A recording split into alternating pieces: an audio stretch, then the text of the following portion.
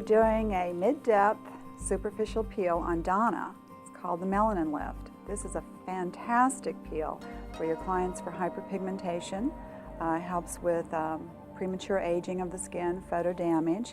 And right now I'm cleansing Donna's skin with the Skin Brightening Cleanser as the start of this procedure. We'll also be doing her décolleté, and I'm cleansing that area as well for her. Donna has been on a pre-treat home care regimen for the last 2 weeks, and she's been using a granular scrub, which is the brightening scrub, as well as at night the Skin Brightening Gel, a great melanin suppressant for home care, and then the Therapy A, a retinol preparation. All 3 of these have been real key in her program to help get the skin ready for this particular peel. And so right now I'm going to rinse her skin and remove the cleanser.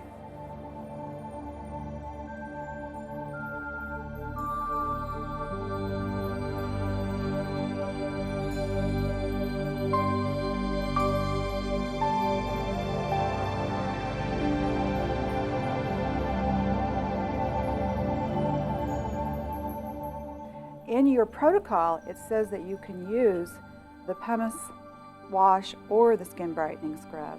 And how you would determine which one to use is how aggressive you need your prep to be. The pumice wash is going to always be a little more aggressive prep, but Donna has been pre-treating, and so we really don't need to do as much of that on her skin. She has already started to lift and peel. Her skin is much pinker from the pre-treating, and so I'm using the brightening scrub just to soften and loosen some of those surface skin cells to give her a deeper cleanse. And I want to do it just a little bit more on the décolleté area so that we can get that area scrubbed up too before we start the treatment for that.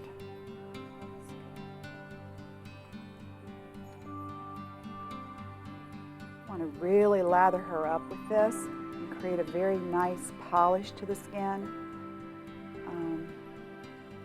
This is so good to use in many of your treatments to give the skin a super polish. It really brightens the skin up because of all the melanin suppressants in this. This has kojic acid, it has the L-ascorbic acid, some azelaic with these jojoba beads, and that makes a nice exfoliating actual treatment for your clients to use at home. And you can see I can really work this in, and yet I'm not tearing the skin, I'm not overstimulating. Skin feels real good. Okay, now we can go ahead and remove all that, and I'm going to use dry gauze to initially remove the beads. That even gets us more lifting from it, and it also makes it much easier in removal. Hold the skin nice and firm as you're doing this so that you don't drag across the face, and pull the skin. But you can see by this action, the way we're brushing away these beads, that movement in itself is going to have a lifting and exfoliating process. And all of this helps you when you get ready to do your actual peel to have a nice clean surface to work from, and you're going to get a much more effective peel. And also in this step, what I'm doing is removing some of the deadened skin that Donna herself has created from her pre-treat this week. She's got quite a bit of very tightened dead skin on the face. That's going to lift off right away before we even finish her peel. And it also lets me see some of the key spots of pigmentation that we want to continue to address more. Okay, and then you do the same thing on the décolleté. You can even be a little firmer on this area. The skin can take more usually. Now when you're peeling any other areas on the body besides the face, one thing you must remember is that this skin doesn't peel the same. It's not going to lift as quickly, it goes through a much grungier time. In fact, her chest is not going to look too pretty for the next couple of weeks as all of this starts to slough away. She will probably get some real scabbing that you wouldn't see that happening on the face in that same way. And another important thing to keep in mind when you do other areas of the body along with the face and the neck is that you never peel more than 25% of the body in one session. So I wouldn't recommend you doing all of this, doing arms and hands, and then trying to do some peeling on the back. It would be way too much for the skin to handle, and there would be too much absorption of these acids. So just keep that in mind when you're working with other areas of the body. Body peeling is very important and a real key part of our treatments. We can do so much to keep the skin healthy. I've been peeling my own chest for over 20 years, and it's made such a difference in the way I now look and how my skin has continued to age. Okay, brushing away this with the fingertips a little bit, rolling some of these beads of skin. Don't cut your time on this step. Don't get in too much of a hurry. Cleansing is very, very important part of the treatment to get you the outcome you want from the peel. And this is not uncomfortable to her. It may look to you like I'm doing some real rough scrubbing, but I'm actually not. I'm just rolling these beads over the skin very nicely. Brushed away quite a few of them. And now I want to give her a good rinse with just wet gauze pads. And we'll start following the pads on the eyes.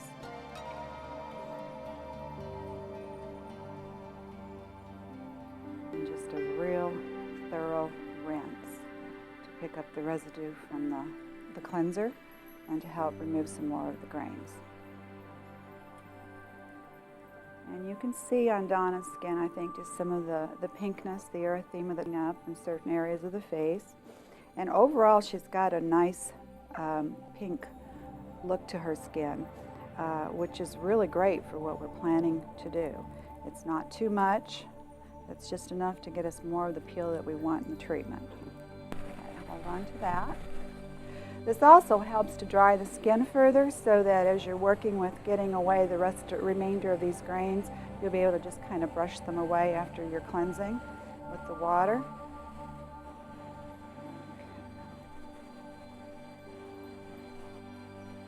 There. And just think how nice this is all going to look as we work on her skin and we get this whole décolleté area real nice and smooth and remove some of these pigmentation areas. And the rest of her skin. Donna has really pretty skin. She's just had a time over the last 3 or 4 months where she's not been doing as much to the skin and she's gotten a lot of sun exposure. And so we're going to really work on that and make a big difference in her skin and correct all of that.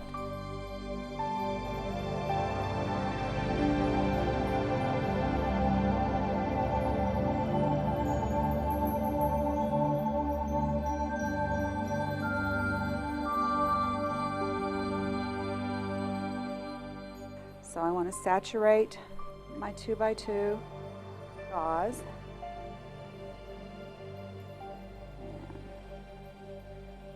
This will be a little warm, Donna. This has a little heat sensation.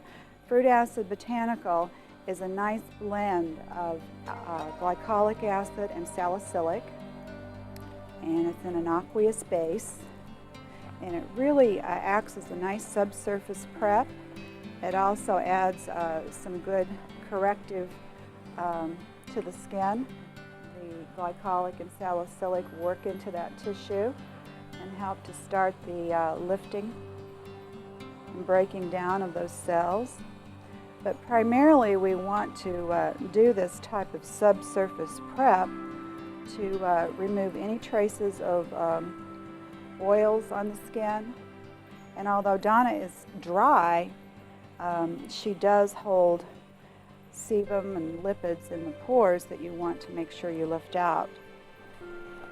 And use real firm pressure. It takes more to get lifting on this area, and so my pressure is very firm as I lay this in to the skin.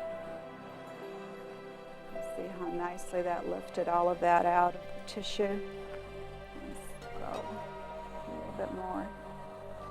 I want to take a closer look. How does that feel to you? You okay? Yeah. Okay, now I'm going to do an evaluation. I want to put my glasses on and take a real close look and assess Donna's skin and see if there's anything that's going on that I need to readjust my protocol for. And everything looks really great.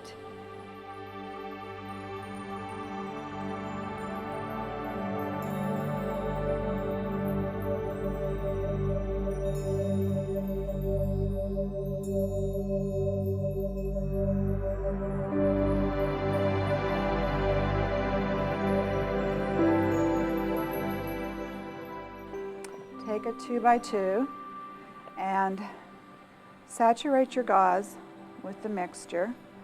You know, I am going to need more because we are doing the décolleté, so let's add some more. Begin applying at the forehead, firm pressure. Lay this under the skin nice and firmly. Move very methodically through this as you're doing it. Come all the way back to the hairline.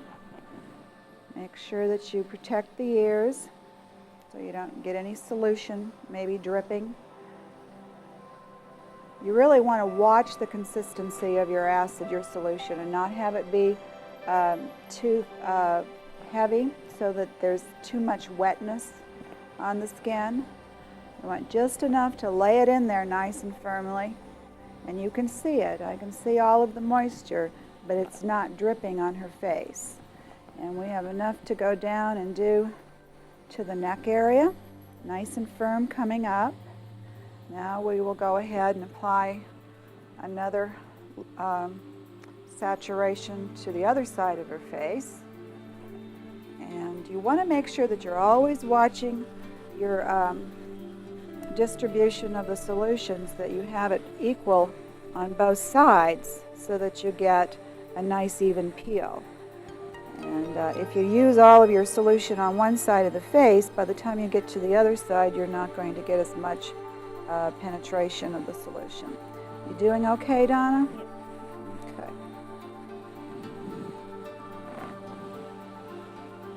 And nice and firm on the neck, all the way back to the earlobes. I like to come around a little bit further, just so that you get a real nice, clean look to the skin all the way around the whole circumference of the neck area and the face. Now I'm going to saturate my gauze just a little bit more so that we can do the décolleté and really saturate that well. This can be left on the skin for 5 minutes if you're doing just the one layer, and then we will rinse it off. And I'm watching Donna's skin to see how she's doing. Sometimes if you have a skin that's a little thicker, or that has not pre-treated, just isn't taking the acid quite as well as you would like, you could go ahead and put another layer on. Now you'll notice on décolleté I'm actually doing a couple of passes in different directions to work this in nice and firmly. You can do that when you're working on this area, so that the skin is very different than the skin on the face. Plus, Donna has not done anything to the décolleté. She hasn't pre-treated, and so this is the first time this area has ever experienced any type of peeling. So it's going to take a little bit more to get the skin to lift the way we would like it to and get the changes we want.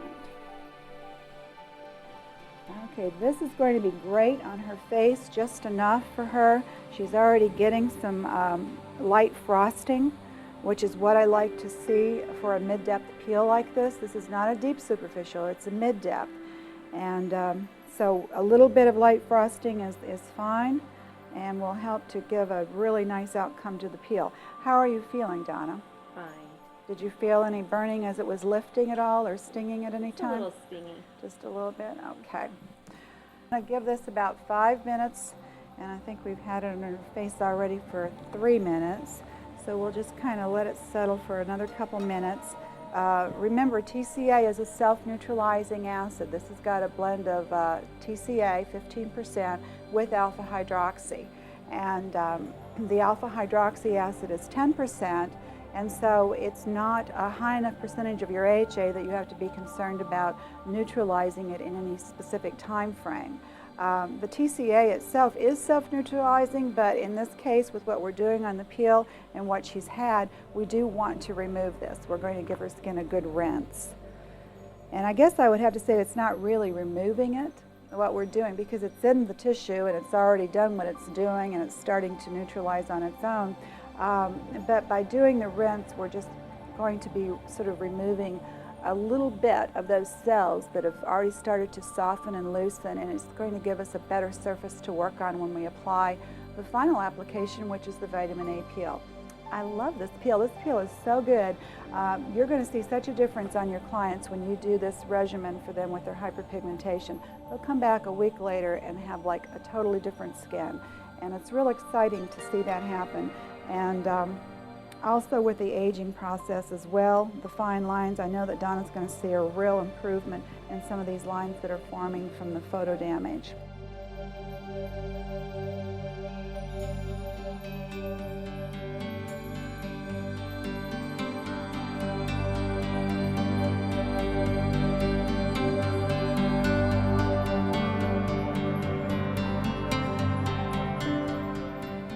She's got the frosting and lifting around the eye area.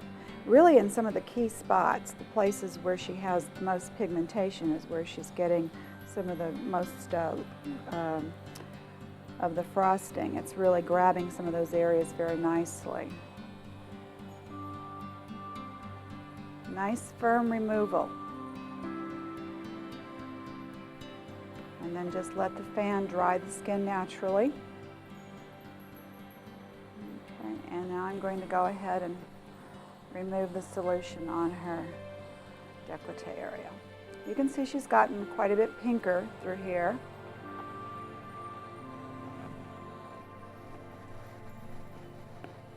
And although you may not be able to see this on camera, and I'm actually a little surprised with her skin, but she had some areas where she really grabbed and is lifting and getting some frosting in certain areas. And that's a real good sign. That means she's probably going to get a nice peel there.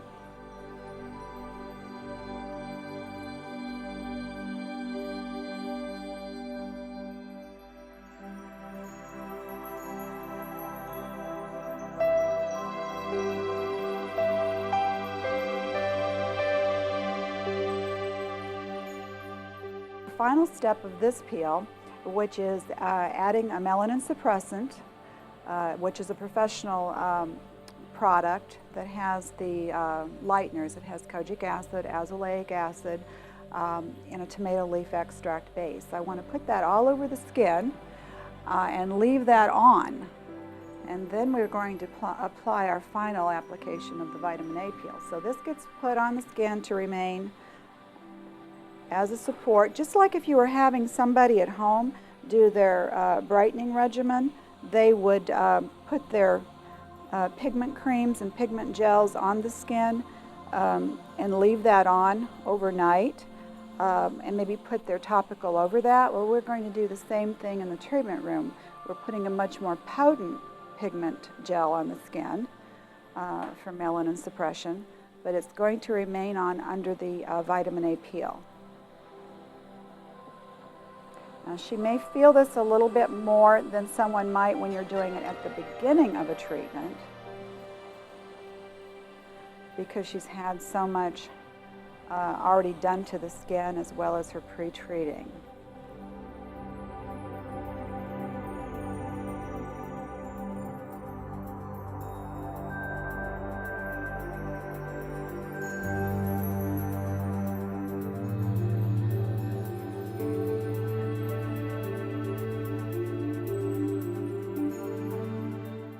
So the vitamin A peel, that's what is going to be the real topper to this treatment. It's going to give her a quicker lifting, more regeneration. It's going to make the skin very dewy and glowing and juicy looking. It's going to strengthen the capillaries.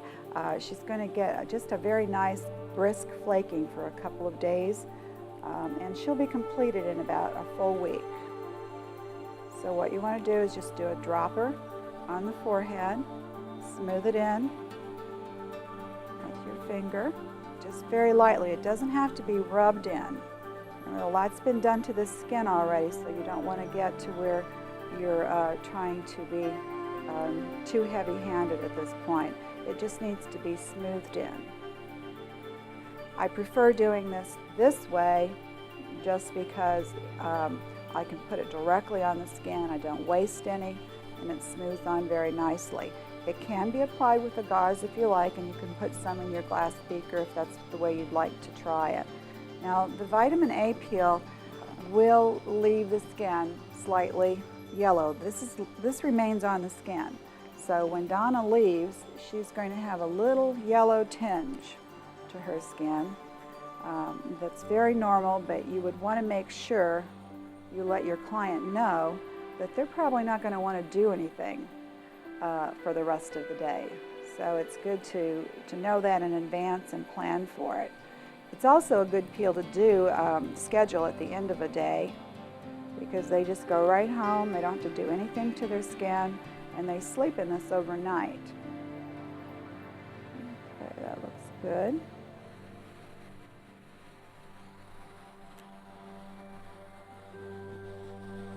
And you notice I'm putting this right over areas where she has gotten some lifting, some frosting.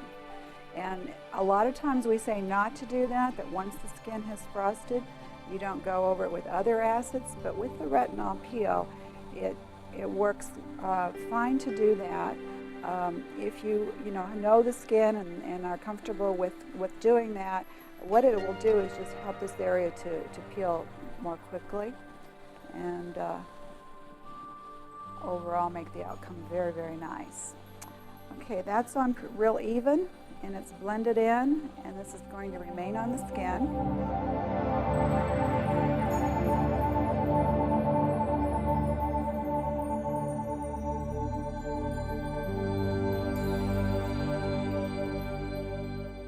Now the goal of the micro on this area is, one, it really helps to abrade those cells much more aggressively.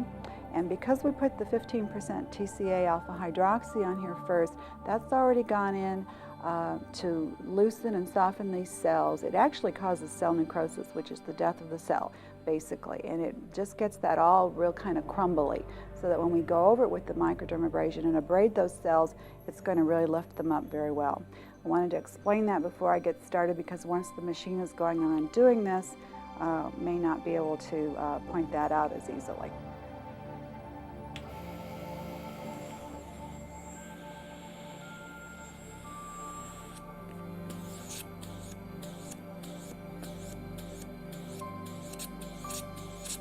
Just hold the skin very taut.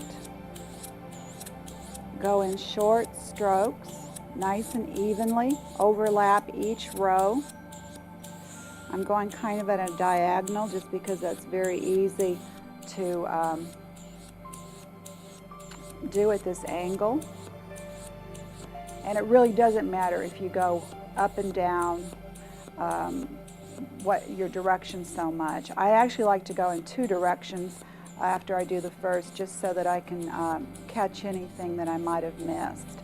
But making sure you're always holding taut as you move across the skin, following your hands up as you're doing that. And I'm doing sort of a medium depth peeling this first pass because of my speed. If I slow it down, I would actually get a breakage of the skin, a deeper lifting, and I don't want to do that for this procedure, because we are going to be putting another topical on after this. And that's a real rule of thumb with microdermabrasion. No matter what your machine is, no matter what setting you have it on, if you ever break the skin or bring it to pinpoint bleeding, do not apply any acids afterwards. At that point, you want to do some very calming applications. I always recommend the oxygen or epidermal growth factor.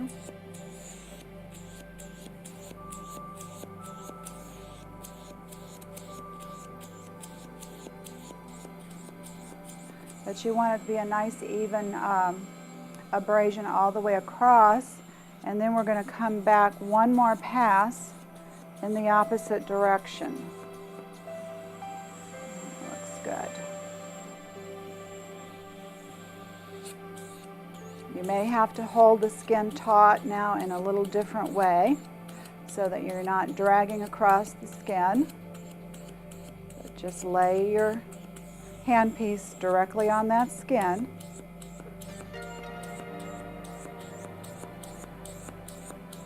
There we go. Very good. How you doing, Donna? Good.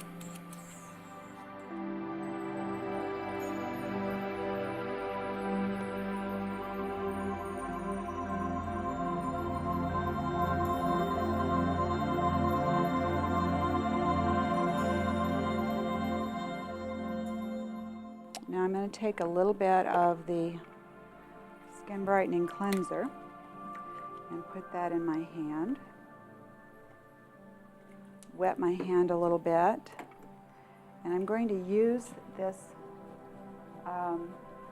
corundum on the skin as a scrub, and this is going to further lift and exfoliate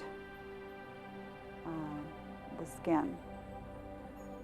And I'll do that for a few minutes. Whether you would decide to do this portion with the corundum on the skin will all depend on how sensitive the skin is, how far you've gone, whether you feel that that's appropriate. To me, it's another step of peeling because it's going to now break down and scrub away any of those cells that got loosened, but maybe not completely and didn't quite come off with the treatment. If you weren't going to do this, if you didn't want to use an actual scrub at this stage, then I would just brush away the crystal and use your cleanser.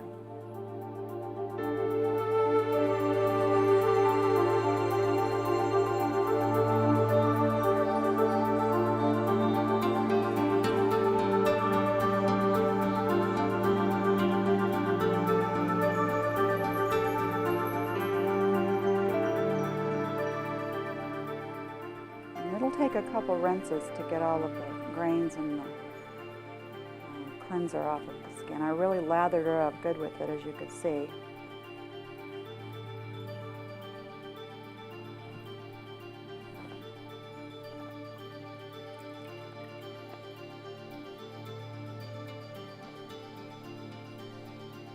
Now Donna will be coming back in a week for a follow-up visit and having her post-treatment.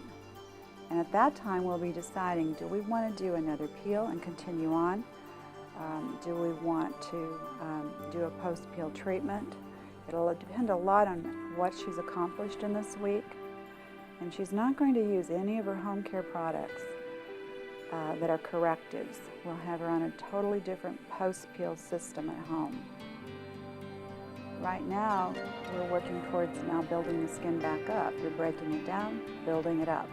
And so the peeling is breaking down skin tissue and stimulating, and then the supportive post-care is going to help to build it back up.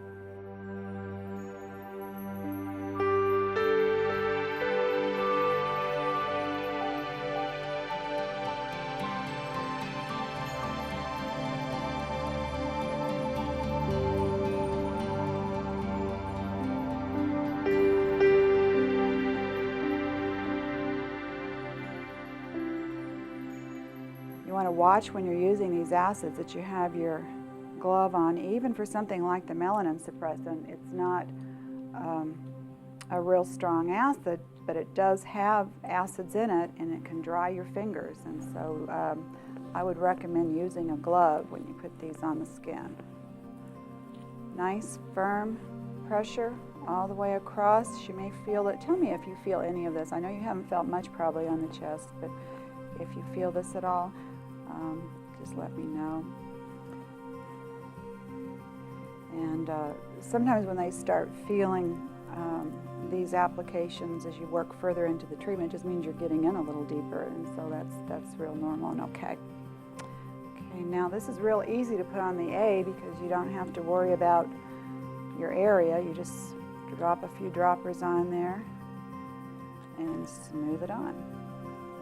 And this remains on the skin. So another thing you want to tell them when they come in for this is to wear a soft cotton shirt, preferably something that's not white, because this is going to be a little sticky left on the skin, and some of that yellow could get on their clothing. And now she's feeling this, and that's good. We've gotten down a little further, and she will get a very nice brisk exfoliation eventually. Like I said, it's not going to happen as quick as the face, but it will respond, and she's going to see some good rejuvenation. And so I think you're going to be real pleased to wear some of your scoop neck tops now. And this is a great time to be working on this area of the body, because as we get out of the summer and into the fall and winter months, those are the times when you can really start your correctives on areas of the body that are not going to be as exposed to the elements in the sun.